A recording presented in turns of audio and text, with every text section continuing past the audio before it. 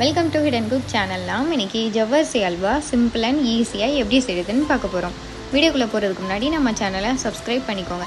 ஜவ்வரிசி அல்வா பண்ணுறதுக்கு 1 கப் ஜவ்வரிசி வாஷ் பண்ணிவிட்டு 1 கப் சுடு தண்ணி சேர்த்து 1 மணி நேரம் ஊற வச்சு எடுத்துக்கலாம்.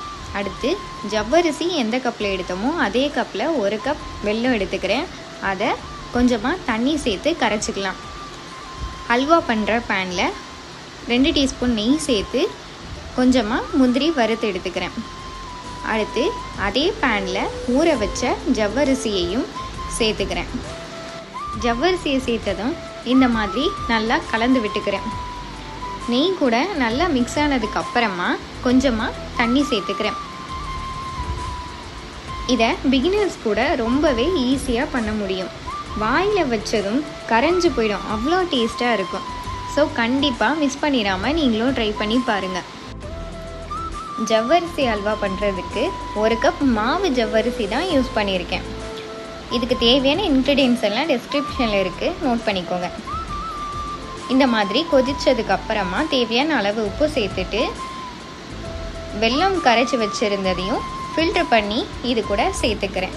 சேர்த்துட்டு எல்லாத்தையும் நல்லா கலந்து விட்டுக்கலாம். இந்த வெல்லம் தான் ஹல்வாவுக்கு கலர் கொடுக்க போகுது. எக்ஸ்ட்ராவாக ஃபுட் கலர் எதுவும் சேர்க்க வேணாம். இந்த வெல்லமே நல்ல கலர் கொடுக்கும். வெல்லத்துக்கு பதிலாக ஜீனி கூட நீங்கள் சேர்த்துக்கலாம். அடுத்து 1 டீஸ்பூன் நெய் சேர்த்துக்கிறேன். இதுக்கு 5 டீஸ்பூன் நெய் சேர்த்துக்கணும். இப்போது 1 டீஸ்பூன் நெய் சேர்த்துருக்கேன். கொஞ்சம் கொஞ்சமாக சேர்த்துட்டே இருக்கணும். இந்த மாதிரி மிக்ஸ் பண்ணிகிட்டே இருக்கும்போது இடையிடையில் நெய் சேர்த்துட்டே இருக்கணும். அடுத்து 1 டீஸ்பூன் ஏலக்காய் பவுடர் சேர்த்துக்கிறேன். ஏலக்காய் பவுடர் சேர்த்தோன்னா நல்ல ஸ்மெல் கொடுக்கும். கைவிடாமல் இந்த மாதிரி நல்லா மிக்ஸ் பண்ணிகிட்டே இருங்க. அடுத்து 1 டீஸ்பூன் நெய் சேர்த்துக்கிறேன். நம்ம நெய் சேர்க்க இந்த ஹல்வா நெய்யை உள்வாங்கிட்டே இருக்கும். அதுக்கப்புறம் ஒரு ஸ்டேஜில் அந்த ஹல்வா நெய்யை வெளியே விட ஆரம்பிக்கும். அப்போ தான் கரெக்டான கன்சிஸ்டன்சியில் ஹல்வா ரெடி ஆகியிருக்கு. இந்த மாதிரி கலந்துகிட்டே இருந்தோன்னா ஜல்லி கன்சிஸ்டன்சிக்கு ஹல்வா வந்துடும். இன்னும் கொஞ்சம் நேரம் கைவிடாமல் நல்லா கலந்துகிட்டே இருந்தோன்னா சூப்பரான டேஸ்டான ஜவ்வரிசி அல்வா ரெடி ஆகிரும். இந்த ஜவ்வரிசி அல்வாவை வீட்டில் ஏதாவது ஃபங்க்ஷன் நடந்துச்சுன்னா கண்டிப்பாக மிஸ் பண்ணிடாமல் ட்ரை பண்ணி பாருங்கள்.